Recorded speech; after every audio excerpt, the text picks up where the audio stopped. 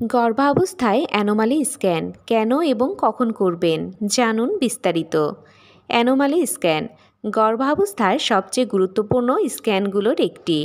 এই স্ক্যানের মাধ্যমে বাচ্চার শরীরে কোনো গঠনগত সমস্যা আছে কি না সেটা খুব সহজেই ধরা যায়।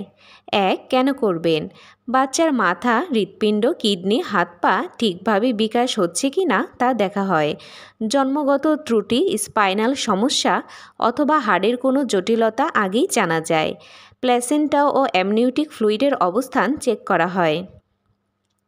2. কখন করবেন? সাধারণত 18 থেকে 22 সপ্তাহের মধ্যে অ্যানোমালি স্ক্যান করা হয়। এই সময়টাতেই বাচ্চার অর্গানগুলো পরিষ্কার দেখা যায়, তাই ফলাফল সবচেয়ে নির্ভুল হয়। 3. কারা অবশ্যই করবেন?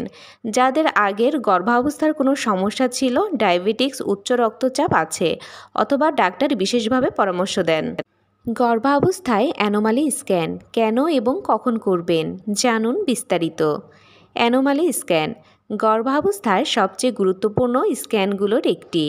এই স্ক্যানের মাধ্যমে বাচ্চার শরীরে কোনো গঠনগত সমস্যা আছে কি না সেটা খুব সহজেই ধরা যায়। কেন করবেন? বাচ্চার মাথা, হৃৎপিণ্ড, কিডনি, হাত পা ঠিকভাবে বিকাশ হচ্ছে কি না তা দেখা হয়। জন্মগত ত্রুটি, স্পাইনাল সমস্যা অথবা হাড়ের কোনো জটিলতা আগেই জানা যায়। প্ল্যাসেন্টা ও অ্যামনিওটিক ফ্লুইডের অবস্থান চেক করা হয়। 2. কখন করবেন? সাধারণত 18 থেকে 22 সপ্তাহের মধ্যে অ্যানোমালি স্ক্যান করা হয়। এই সময়টাতেই বাচ্চার অর্গানগুলো পরিষ্কার দেখা যায়, তাই ফলাফল সবচেয়ে নির্ভুল হয়। 3. কারা অবশ্যই করবেন? যাদের আগের গর্ভাবস্থার কোনো সমস্যা ছিল, ডায়াবেটিক্স, উচ্চ রক্তচাপ আছে অথবা ডাক্তার বিশেষভাবে পরামর্শ দেন।